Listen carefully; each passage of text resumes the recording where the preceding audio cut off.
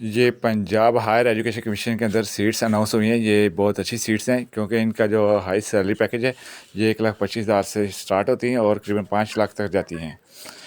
और इनके जो पे स्केल है वो लेमर स्लम में पैकेज है और ये फ़िलहाल कॉन्ट्रैक्ट बेस पर है और एक्सटेंडेबल है। इस वीडियो में हम बात करेंगे कि ये कौन कौन सी सीट्स हैं और इनकी क्वालिफ़िकेशन क्या है और इन पर अप्लाई किस तरह करना है और हर एक के लिए सीट के लिए कितनी फ़ीस हमें अता करनी पड़ेगी। अब जो सबसे पहले नंबर पर सीट्स है उसका नाम है एडवाइज़र एंड कंसल्टेंट M&E।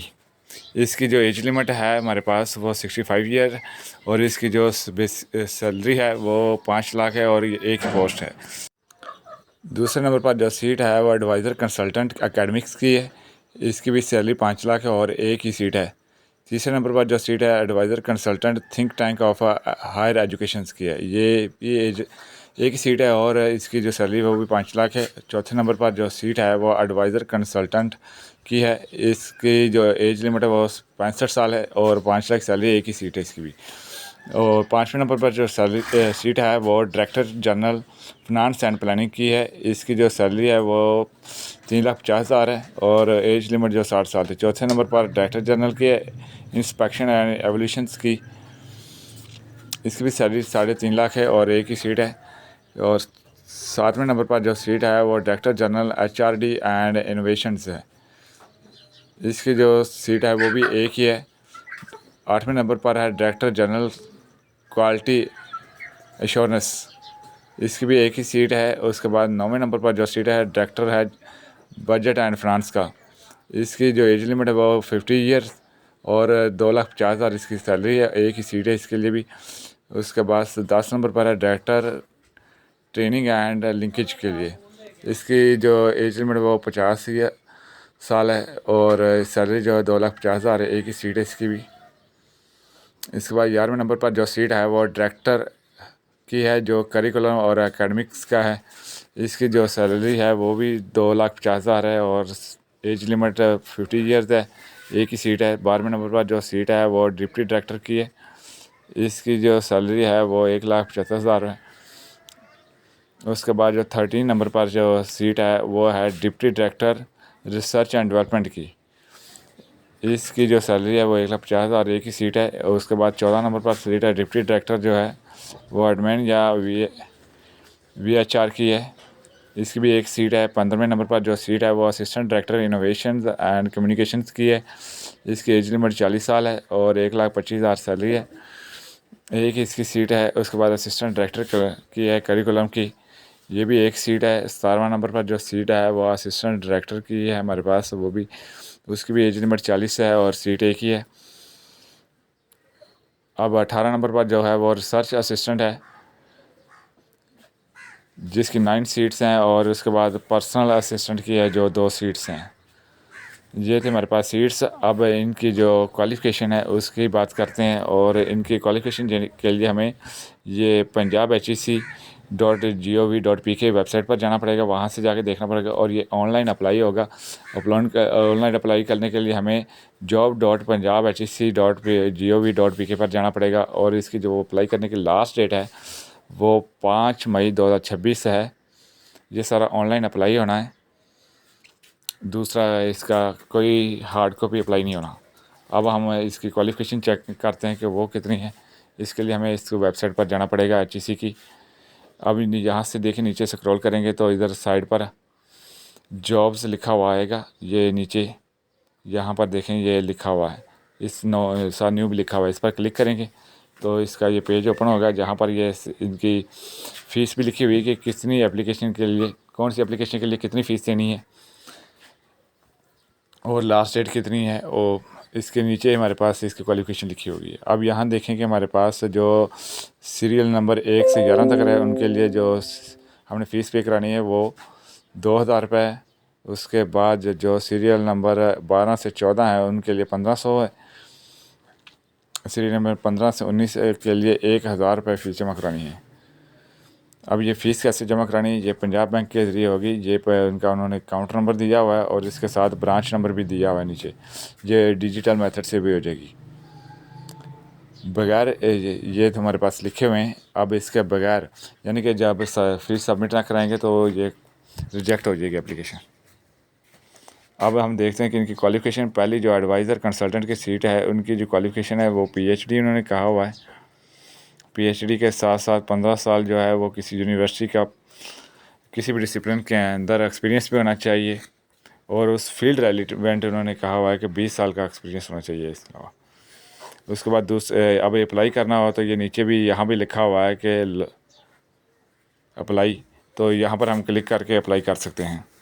अब दूसरे नंबर पर जो सीट है इसकी जो क्वालिफ़िकेशन है ये भी पीएचडी पूछा हुआ है, और इसके लिए भी जो एक्सपीरियंस है वो 15 साल का हुआ है किसी भी यूनिवर्सिटी के अंदर टीचिंग का, और उसके साथ है 20 साल फील्ड एक्सपीरियंस होना चाहिए इस कोर्स के लिए। तीसरे नंबर पर जो सीट है वो एडवाइज़र कंसल्टेंट की है, think tank of higher education की। इसकी भी जो क्वालिफ़िकेशन है वो पीएचडी कहा गया है, साथ 15 साल जो एक्सपीरियंस कहा गया है। तो ये नीचे लिखा हुआ है साइन इन टू अप्लाई पर क्लिक करके यहाँ पर सारी सीटों का अप्लाई भी हो जाएगा। अभी नेक्स्ट जो सीट है वो है डायरेक्टर जनरल फाइनेंस की। इसकी जो क्वालिफ़िकेशन है वो पूछा हुआ है सीए, और सीए की इक्विवेलेंट जितनी भी ये हमारे पास डिग्री होती हैं ये होनी चाहिए, इनमें से कोई भी है उस तो ये एलिजिबल होगा। और इसके साथ फील्ड एक्सपीरियंस भी चाहिए जो कि यहाँ भी 15 साल लिखा हुआ है मिनिमम। अब इसको अप्लाई करने के लिए यहाँ भी नीचे साइन इन टू अप्लाई लिखा हुआ है, यहाँ पर क्लिक करेंगे तो ये अप्लाई हो जाएगा। नेक्स्ट जिन्होंने सीए किया हुआ है उनके लिए 5 साल का एक्सपीरियंस चाहिए, जिन्होंने सीसीए किया हुआ है उनके लिए 10 साल का एक्सपीरियंस चाहिए। तो ये एक्सपीरियंस उन्होंने स्पेशल फिक्स किया हुआ है। अब इसके साथ आगे जो सीट है वो डायरेक्टर जनरल की, इसके लिए भी पीएचडी क्वालिफ़िकेशन चाहिए, और उसके साथ साथ जो है वो एक्सपीरियंस फील्ड एक्सपीरियंस भी चाहिए मिनिमम 10 ईयर्स, और रिलेटिव फील्ड का 15 ईयर यानी कि 15 साल चाहिए। इसके बाद जो है डायरेक्टर जनरल एचआरडी की और इनोवेशन की से पोस्ट आती है। इसके लिए जो है वो भी पीएचडी क्वालिफ़िकेशन है और एक्सपीरियंस 10 ईयर्स का है, और इसके रिलेटेड जो ओवरऑल फील्ड एक्सपीरियंस है वो 15 साल का होना चाहिए, तो ज़्यादा प्रेफर किया जाएगा। इसके बाद जो नेक्स्ट सीट जो है वो डायरेक्टर जनरल की है। इसके में जो क्वालिफ़िकेशन है वो पीएचडी का हुआ है, और 10 ईयर यानी कि 10 साल का फील्ड एक्सपीरियंस क्या दिया गया है। अब नेक्स्ट सीट जो है डायरेक्टर की है, वो उसकी जो एक्सपीरियंस है उसके अंदर क्वालिफ़िकेशन हमें एमफिल चाहिए मिनिमम, या एमएस से चाहिए। एमएससी भी चल जाएगी, इसके साथ फिर फील्ड एक्सपीरियंस होना चाहिए लाजमी एमएससी के लिए, जो कि यहाँ पर लिखा हुआ है करीबन 8 साल। अब उसके बाद जो सीट है वो डायरेक्टर ट्रेनिंग के लिए, इसका भी एमफिल या एमएस के एजुकेशन चाहिए। एमएससी वाले भी अप्लाई कर सकते हैं, लेकिन उसके लिए फील्ड एक्सपीरियंस चाहिए, कम से कम 8 साल का होना फील्ड एक्सपीरियंस लाजमी है। और इसके बाद जो है सीट्स वो है डायरेक्टर करिकुलम एंड एकेडमी का। इसके लिए एमफिल एजुकेशन चाहिए या एमएससी, और इसके साथ अगर एमएससी हो तो इस फील्ड एक्सपीरियंस भी चाहिए।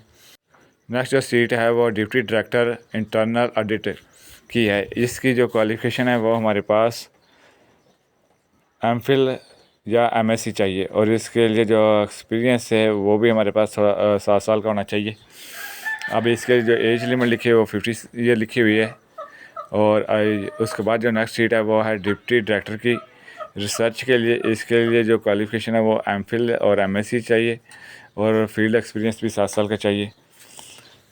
इसके बाद जो सीट है वो हमारे पास डिप्टी डायरेक्टर की। इसकी जो है क्वालिफ़िकेशन वो एमफिल या एमएससी होनी चाहिए, और इसका भी फील्ड एक्सपीरियंस 7 साल होना चाहिए। नेक्स्ट जो सीट है वो assistant director innovation and communications की है। इसमें एमएससी एमफिल क्वालिफ़िकेशन चाहिए, और इसके साथ फील्ड एक्सपीरियंस भी चाहिए, यानी कि फील्ड एक्सपीरियंस हर एक में लाजमी करा दिया है। जो नेक्स्ट सीट है वो असिस्टेंट की डायरेक्टर की है। इसकी जो क्वालिफ़िकेशन है वो एमएससी चाहिए, और इसके साथ भी फील्ड एक्सपीरियंस लाजमी होना चाहिए। नेक्स्ट जो सीट है वो है असिस्टेंट डायरेक्टर क्वालिटी एश्योरेंस की। अब इसके लिए जो क्वालिफ़िकेशन चाहिए वो भी एमएससी यहाँ लिखा हुआ है, और यहाँ पर हमारे पास जो किसी भी एचईसी के और जो फील्ड एक्सपीरियंस है उसको ज़्यादा प्रेफर किया जाएगा। नेक्स्ट जो सीट है वो रिसर्च असिस्टेंट के लिए, इसके लिए एमएससी या एमए की क्वालिफिकेशन चाहिए। इसके साथ जो फील्ड एक्सपीरियंस है वो 5 साल का होना लाजमी है। अगर हमारे पास और अप्लाई करना है तो यहाँ पर साइन इन टू अप्लाई पर क्लिक करेंगे तो ये अप्लाई हो जाएगा। अब इस पर क्लिक करके हम अप्लाई करने के लिए चलते हैं। तो ये देखें यहाँ पर ये डैशबोर्ड शो हो गया। इसके अंदर लिखा हुआ है कि यहाँ पर यूज़र नेम लिखेंगे, पासवर्ड लिखेंगे और रजिस्टर पर क्लिक करेंगे। इससे आगे फिर वो प्रोफाइल फिल करेंगे और सारा डॉक्यूमेंट वगैरह लगाएंगे तो ये हमारे पास पूरा एप्लीकेशन हो जाएगी।